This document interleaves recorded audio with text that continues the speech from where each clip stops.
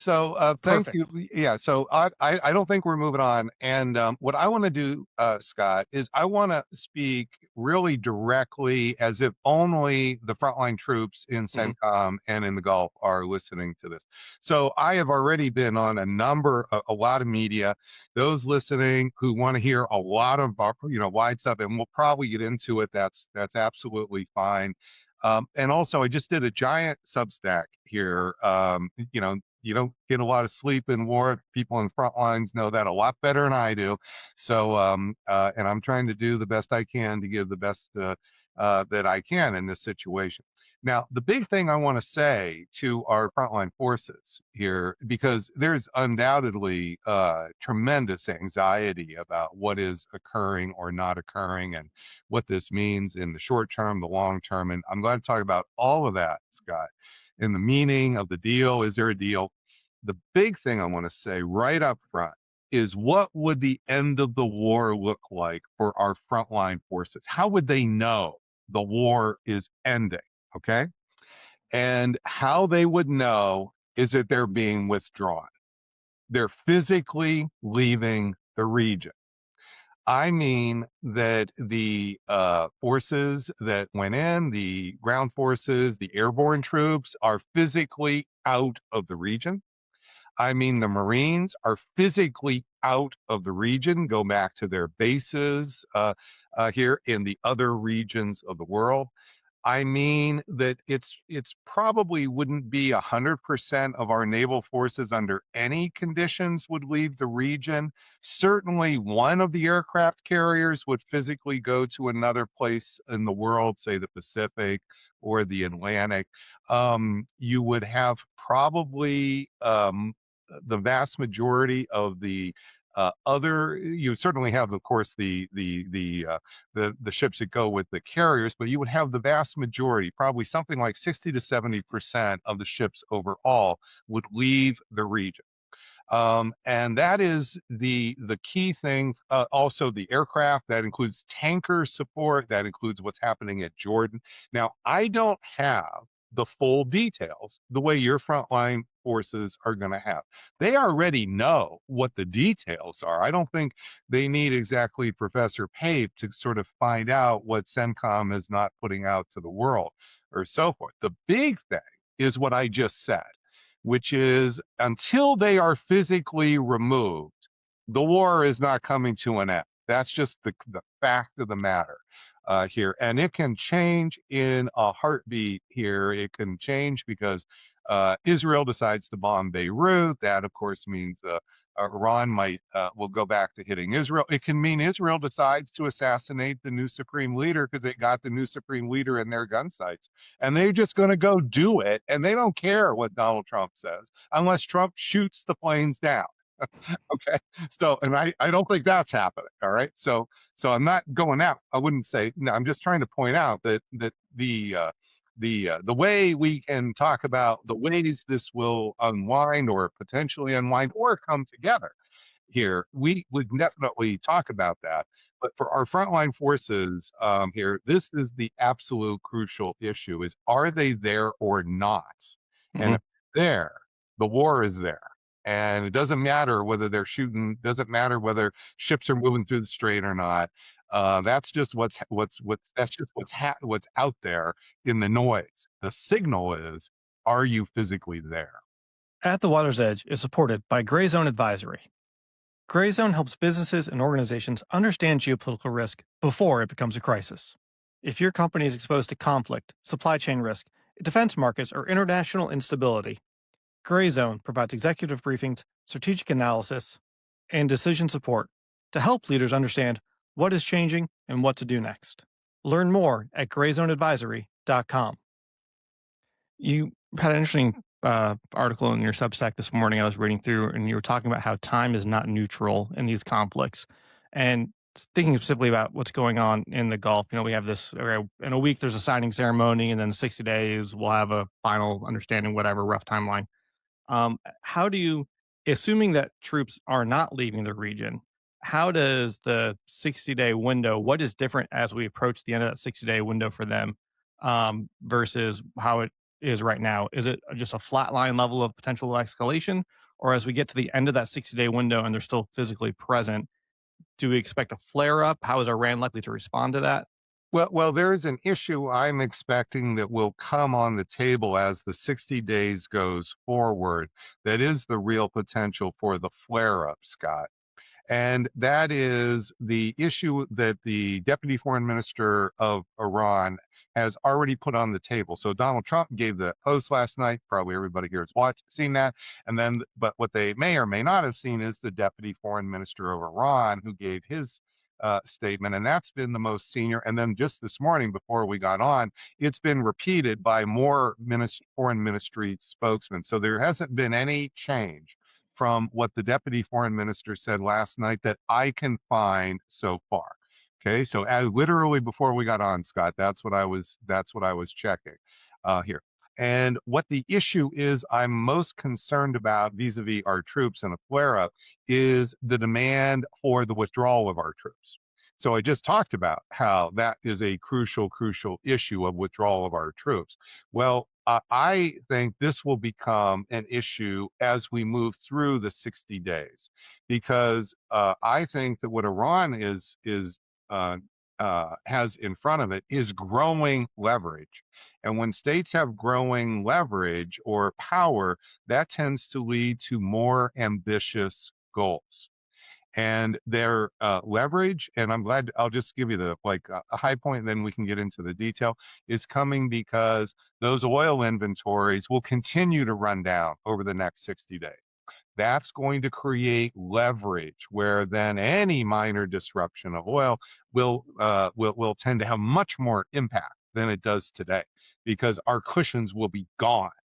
Right now we have cushion. That cushions are going to run out.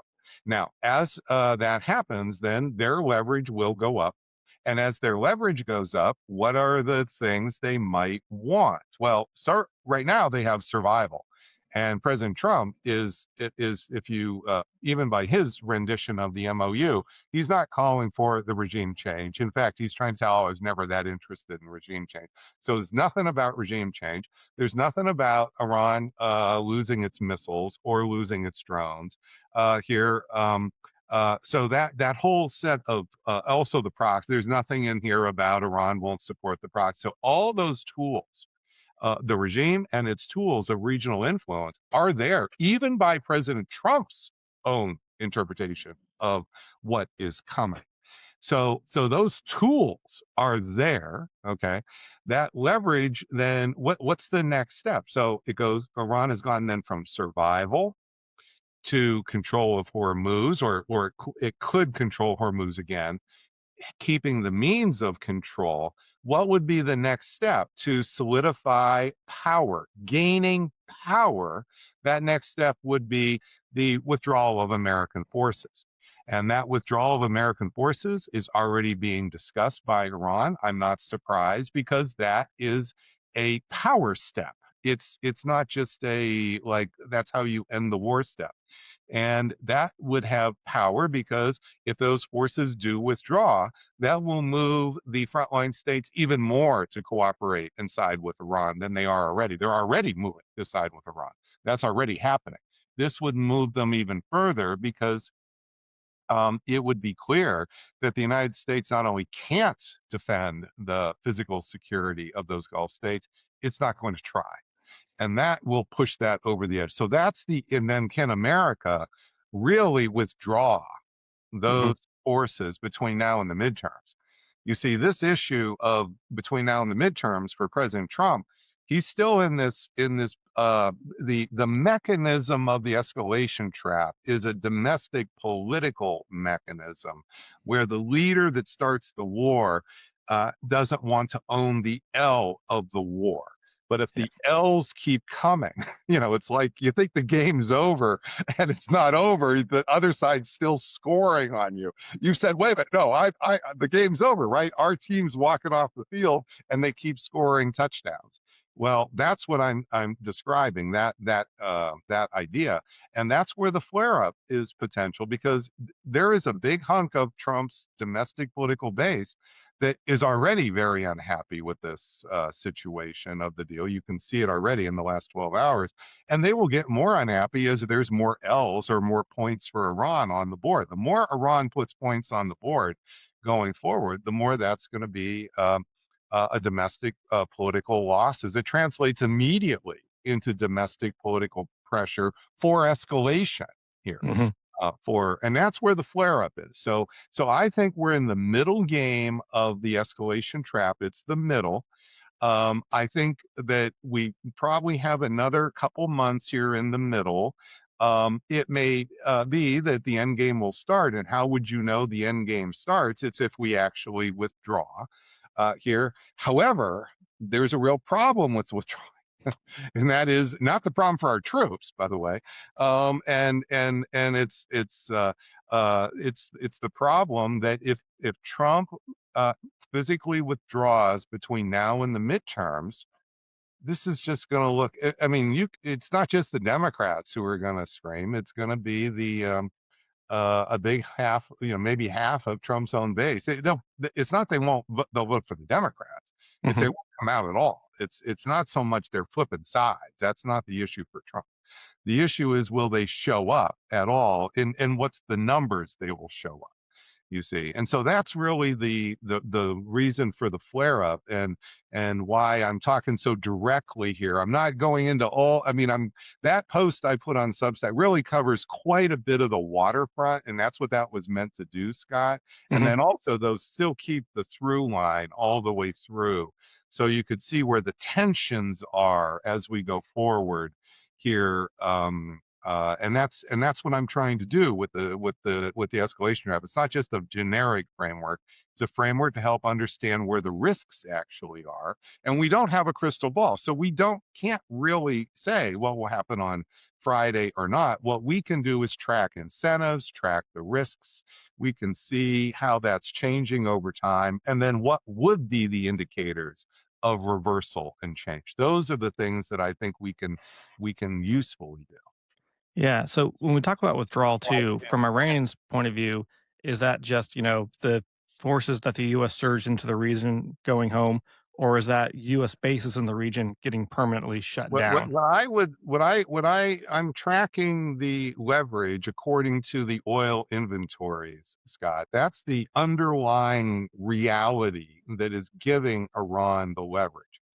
And there's two sources that I have relied on for this. Number one, in the nearest term source, oil inventory experts that I have known about, but I had a chance to actually physically meet face to face in person for over 4 hours here at the University of Chicago in a meeting. They flew in from around the world.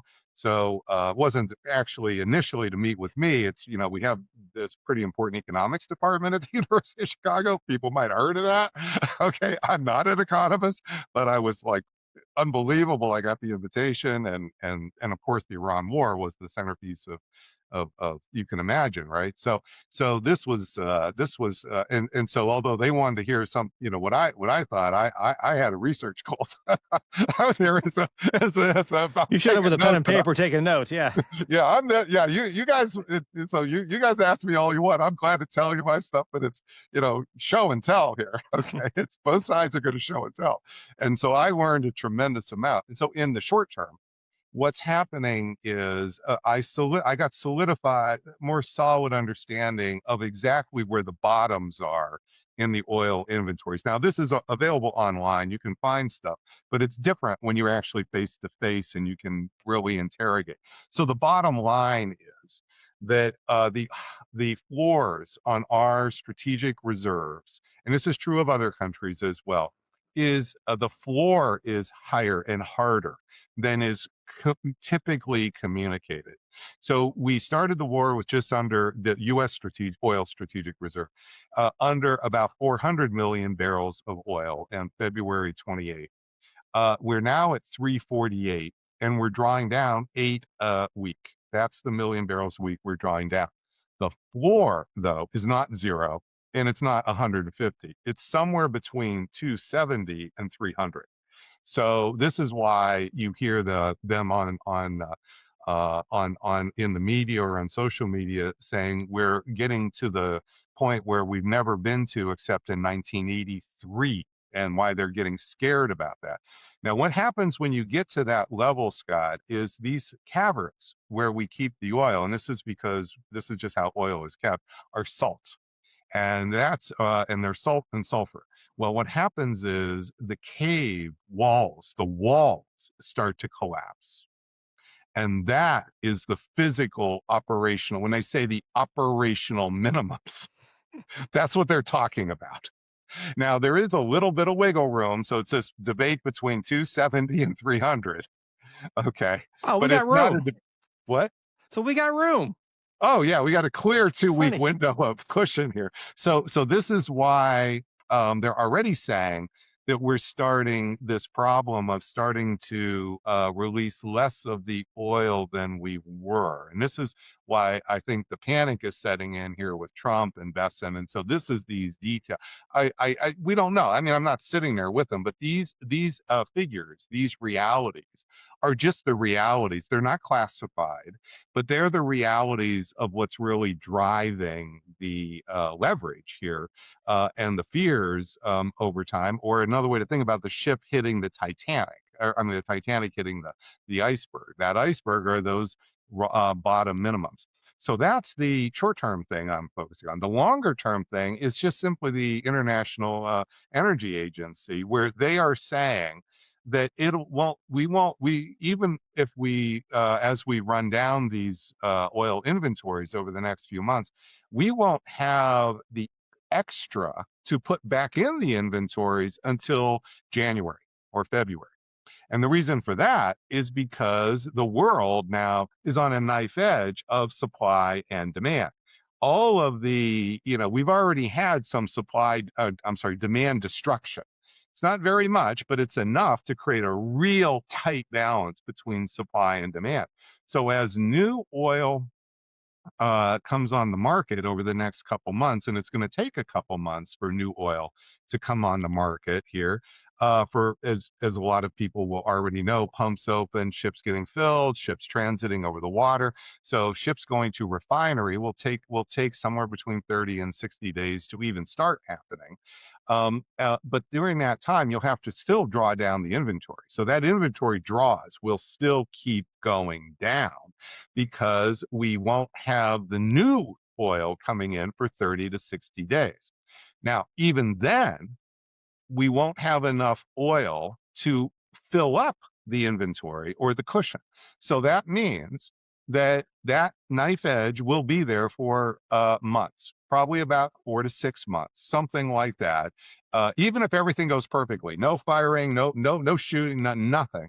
And in that period of time, that's when even the smallest of disruptions by Iran here, or a hurricane, or any disruption. So it's not even just Iran. Any of those things will Hmm. have a disordinate and a disproportionate effect in affecting the prices of oil, the price of gasoline, what we pay in our cars.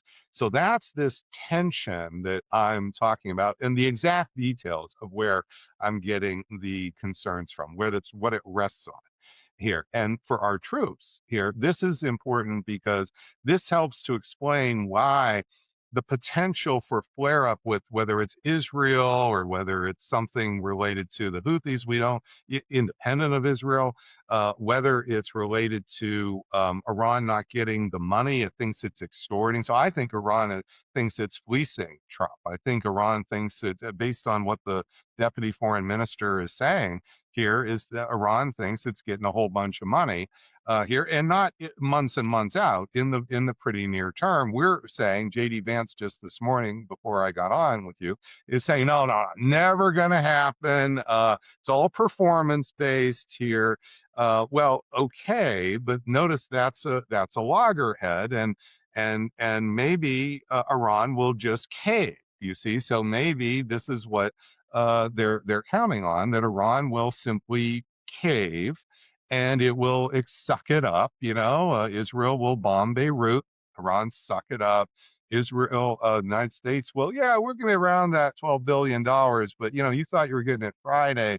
but how's August 1st sound to you? It takes a while, those wire transfers, these things, Hmm. something like that. Lot of paperwork at the bank. A lot of paperwork in the bank. So we may hold to what JD Vance is saying. We actually don't have a crystal ball. So President Trump, whatever he thinks today, he can change it tomorrow. We all know that.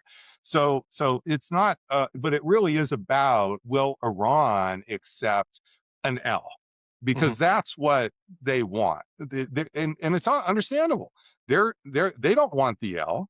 Somebody's got to own L's. That's how wars go. Okay, this is not ending in a draw. So Yeah. this is not a and so somebody's and that's what the negotiations are ultimately about. Who's owning the L's and how many L's do they own? And you can see that we're doing everything we can to push the L's over to them. They're saying no, the L's are coming on your side.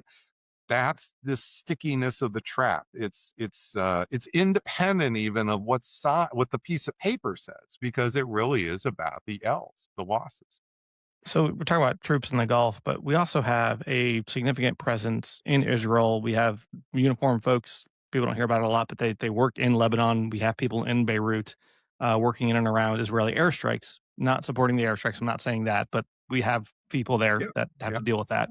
Um, how does this pending agreement change Israel's behavior? And because that's going to impact how the folks that we have embedded with the IDF are going to work with them on a day to day basis and the risk profile of the folks that we have working in Lebanon. Yeah. So this picture I'm drawing of Iran's growing leverage, it is leverage toward a goal of regional primacy. That is being the dominant state in the Persian Gulf. Now, it's not there yet, of course. These are these steps. I keep trying to explain that it's not a matter that they just have the dominance or they don't. But before the war, the state that thought was becoming the regional hegemon or the dominant state or primacy was Israel. So now the state that is the biggest loser, even bigger, would be than the United States. Although it's kind of hard to imagine that there's a state that loses even more than what's happening here. But still, is Israel because of the reversal of its expectations, the reversal of the trajectories here. Now, what that means is that Israel has an even greater interest than the United States in trying to stop that gaining of power over time. And we have to remember it was Israel bombs that killed the supreme leader. And so this isn't just about Israel hitting Lebanon. So right now, it's the way the media and it makes perfect sense is explaining this. It's Israel matters because Lebanon matters to Iran, and therefore that's the mechanism where this whole thing comes unraveled. That's true, that is there, but there's an alternative second mechanism that was there on February 28th. Have to remember, Israel went to pound the regime, to weaken Iran as a regional player. And that was a direct effort by Israel to bid for, in its bid for regional primacy. So I think what you're going to have is in the region, this balance of power politics between Iran and Israel is a wider dimension than just Lebanon. It already includes the Houthis. The Houthis have already come in, but it includes Iran itself. So this is where the pressure will come on Netanyahu. Can he really hold back and not strike Iran? I don't mean just strike Beirut here, or you could even say, well, he'll strike Beirut to get Iran to hit him, so he can. But all those games. The bigger thing is that it's about who's going to be the dominant state in the Persian Gulf. And Israel thought it was Israel, the Abraham Accords. That's Hmm. all Israel's sphere of influence, the way regional power politics works. Now it's those Gulf states are siding more with Iran. They're not siding with Israel. If anything, they're going to start to come in and criticize Israel and push back on Israel even more. So this is where the pressure on Israel now will come from. So you said balance of power politics, and I immediately started thinking through, balancing versus bandwagoning and different strategies that states could use. From Israel's perspective, I don't see how they can get anyone to bandwagon to them, and I'm not sure who they would balance with against Iran after all this.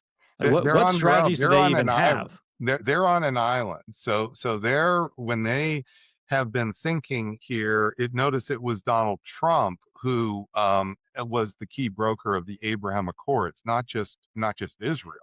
So and Trump a year ago made this famous trip to the region where he was trying to solidify support for the Abraham Accords, aka solidify Gulf state support for Israel, normalization with Israel, where he was providing economic benefits. He brought all the tech billionaires, so many with them, to do tech deals here for the Gulf states.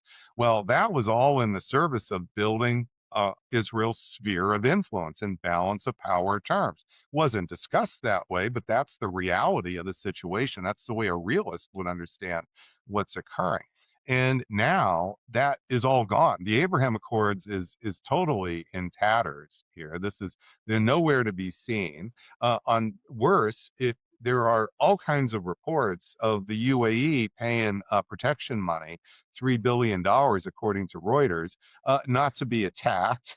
Then there's Qatar that may be willing to pony up the $12 billion to pay for the signing bonus on Friday. And what you have is a situation. Now you have, and Saudi Arabia has got all this oil coming out through the Red Sea. Well, they don't want the Houthis pounding that. So what are they willing to pay to protect that? So you've got to sit, and they're not going to pay America. That would be, it's either the Houthis or Iran. You see what I mean? So the way this is shaping up, it's different ways in which states are currying favor and paying Iran, and that is another word for bandwagon. So in political science speak, that concrete stuff I just talked about is called bandwagon. They're not balancing against Iran. They're bandwagoning, and or you could call it hedging, I suppose. But it's what you're gonna see is Iran is going to want to have that occur more. And Israel is not. And how does Israel stop that? Especially now, America has shown it can't protect. You see, that's the huge change that's occurred here. America can't protect. That's the big deal, Scott. And that's what the states are going to respond to. And Iran, I'm saying, will take advantage of this. It's what any power would do. You don't need to be a religious, ideological, revolutionary state. This is what Bismarck would do. This is what I mean. This is just this is realism 101. Yeah. So we've seen Trump, even with the strikes over the weekend in Beirut, try to talk Iran off the ledge, just like he's tried to talk down oil markets. I can imagine he can probably pull that hat trick a couple more times. But at what point does Israeli provocation becomes insufferable for Iran, and Iran says, "U.S. either rein in your attack dog over there, or this is over"? I think as Iran's leverage grows, Iran's ambition to deter Israel from attacking Hezbollah is also going to grow. And that's where I think, and I'm going to be on the Professor Pape Substack, I'm going to say a little bit more about what I think Iran could be doing with Hezbollah in the future to corral Israel. So right now we're talking about, can America corral Israel? Nobody else could possibly do that. Well, in balance of power terms, Israel's getting more and more isolated, more and more on its own. America has fewer and fewer tools here in the region. Well, that creates vacuums, and vacuums don't like to stay vacuumed. So I think there are ways in which Iran and Hezbollah together can put more pressure on. To weaken Israel. And I think that's one of the things you're going to see play itself out as we go forward. So this middle game of the escalation trap I'm trying to explain here is that there are these balance of power dynamics that are occurring, that where it's not the fighting on a daily basis. And keep in mind, the first stage of the escalation trap started in June 2025 when we bombed Bordeaux. So the first stage did not just start on February 28th. So my 20-year modeling, I always said, we bomb Bordeaux a year or two later, that's what will drag us into regime change bombing. Because when you bomb Bordeaux, you won't be able to track the dispersal of that enriched uranium, and that uncertainty will drive you into fear that there are making progress toward a nuclear weapon. And that fear is what then would lead to the regime change bombing. Israel probably poured some gasoline on that, so it happened in 8 months, not 1 or 2 years. But still, that is that key dynamic here. So notice there was 8 months between bombing of Bordeaux and killing the supreme leader. It was not a straight line up linearly of escalation. Well, that's what I mean by this escalation trap. I realize that it's very, very sort of disconcerting that this could be going on for years. But the war's already been a year. Okay, it'll be a year in about 3 or 4. I think the bombing of Bordeaux anniversary is coming up in about a week. Yep. So that will be, in my tracking of the escalation trap, the year anniversary of when this war actually started, not February 28th. That was the second part of regime change bombing, you see. And now you're just going forward. And that's why I think what Iran is doing is it's in the middle game and it wants more power. And by the way, after we get into January here, if it can actually diminish American forces, this is just heading toward the trajectory of testing nuclear weapons. So this is balance of power politics I'm talking about. What are the incentives to ensure a state's survival over a long period of time here? And I think this is also going to start to occur in these other states. You're going to start to see new debates on nuclear deterrence, I believe, in Saudi Arabia, in South Korea. Probably not by the governments, but that's not how these debates start. They start in think tanks, universities. I mean, that's how these things go. And you say, well, that's just a think tank or a university. Well, no, there's change, I think, afoot. And that change of ideas, what you're seeing is that discussion of, and what I'm specifically thinking is going to be the centerpiece is noticing that Iran and Ukraine got attacked Hmm. when they didn't have nuclear weapons, and North Korea, which was for decades that crazy state we couldn't possibly let have a nuclear weapon, is suddenly not being attacked. Yeah. Funny how that works out. Well, I know we're at time. Lots to look at over the next week. Fingers crossed that Friday goes well, as best, at least the best as can, and Uh, we'll see how this plays out. okay. All right. We'll talk to you later, Scott.